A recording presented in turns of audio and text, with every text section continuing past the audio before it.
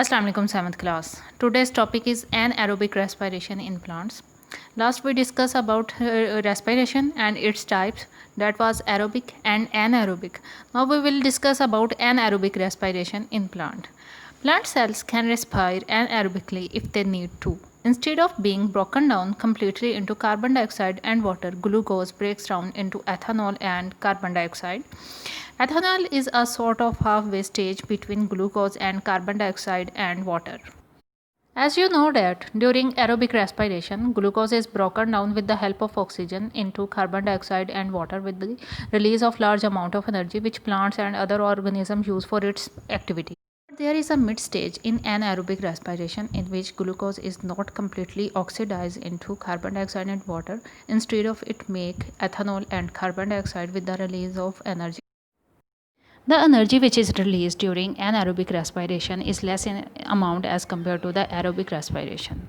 Anaerobic respiration in plants can be summarized like this: glucose broken down with no oxygen, ethanol and carbon dioxide and energy which is less in amount as compared to aerobic respiration is released. The roots of plant living in waterlogged soil have to use anaerobic respiration, otherwise the plant dies. However, the plant must return to the aerobic respiration before the level of ethanol in the cell become too high and kills the plant. Plant can respire aerobically and anaerobically.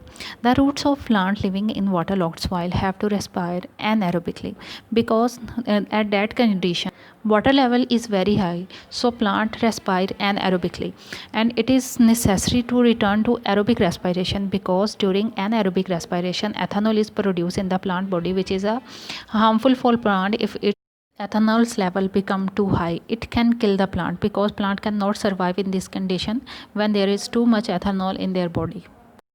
Yeast is a microscopic fungus which can respire anaerobically or aerobically depending on oxygen level. When little or no oxygen is present, yeast breaks down glucose into ethanol and carbon dioxide with the release of energy, a process commonly known as fermentation. Yeast uses the energy to live. We use yeast in our daily lives, like to make pizzas, breads, buns, and other bakery products. We dissolve sugar, which is a form of glucose, into water and yeast into it, and put it into a warmer place, and it starts to ferment and release energy. When we bake bakery products, yeast died and carbon dioxide make the bread or bun to rise. To explain the process of fermentation, a simple diagram is shown. In this process, it is mixed with glucose and water and put in a warmer place. It will begin to ferment. You can see in the diagram there is a water bath in which water is temperature and the temperature of water is 40 degrees centigrade, and there is a test tube in it in which yeast and glucose solution is present, and on the other hand you can see a test tube which is empty, and a tube is connecting both the test tube. In the second test tube there is calcium hydroxide solution is present.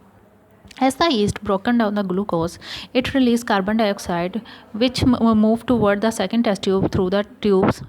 This is also known as capillary tube. And this carbon dioxide mixed with the calcium hydroxide solution and turn it into milky. Did you know fermentation has been used for hundreds of years for baking and brewing? In baking, the carbon dioxide produced makes the bread dough rise. Test yourself on page number 28. Here you can see 4 questions. The first 3 questions is for homework and the last question is for classwork.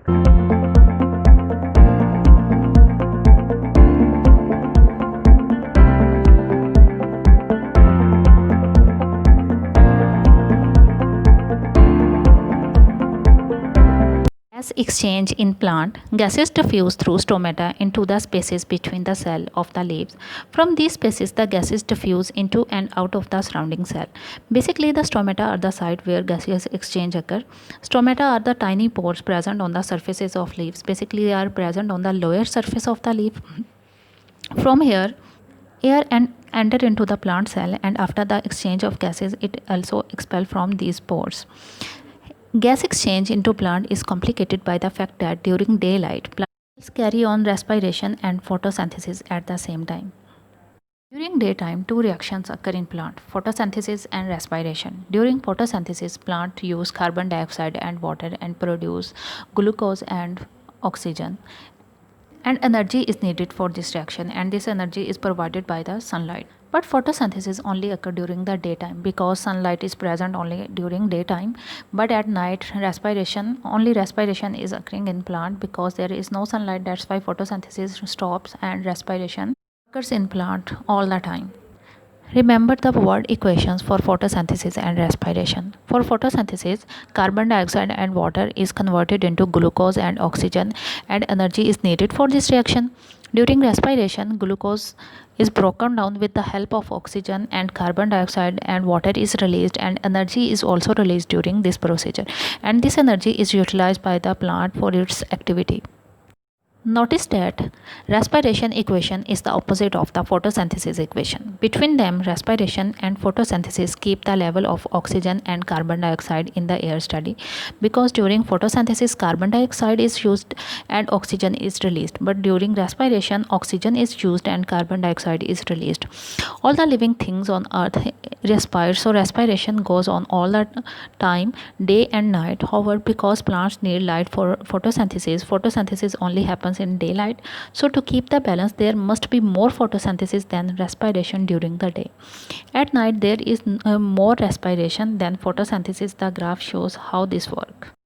In this graph you can see that the amount of oxygen is low at midnight and high at the midday. So at the same time you can see that the amount of carbon dioxide is high at midnight and low at midday. Algae in water helps keep the balance of gases in the Earth's atmosphere. Did you know? Scientists believe that up to 85% of the oxygen in the Earth's atmosphere comes from microscopic plants living in the ocean of the world. Test yourself on page number 29. Here you can see 3 questions. First 2 questions is for classwork and the last question is for homework.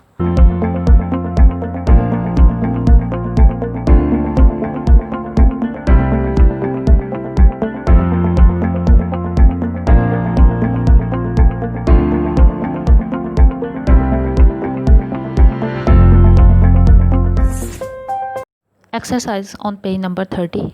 First question, multiple choice question. Which part of a plant absorbs water? Option A, flowers. B, leaf. C, root. D, stem. The answer is C, root. Second, what are vascular bundle made of? Phloem only, xylem and phloem, neither xylem nor phloem. The answer is xylem and phloem. Third, the job of root here is to increase the area of the root, keep the roots warm, protect the roots from damage, provide the roots with food. The answer is A, increase the area of the roots. What is the name of the green chemical which absorbs sunlight in plant? A, chlorine. B, chloroform. C, chlorophyll. D, chloroplast. The answer is C, chlorophyll. 5. In which part of a plant cell does respiration take place? A, cell membrane. B, chromosome. C, mitochondria. D, nucleus. The answer is C, that is mitochondria. Question 2, true or false? 1. Phloem is dead tissue, xylem is living tissue. It's false. Second, sugar solution can go up and down a plant at the same time. True. 3. During photosynthesis, energy comes from the splitting of glucose molecule. False. Fourth, ethanol is a sort of halfway stage between glucose and carbon dioxide and water. True. 5. Gas exchange in plant take place through tiny holes called stomata located on the underside of leaves. True. Thank you. If you find any difficulty, you can ask me.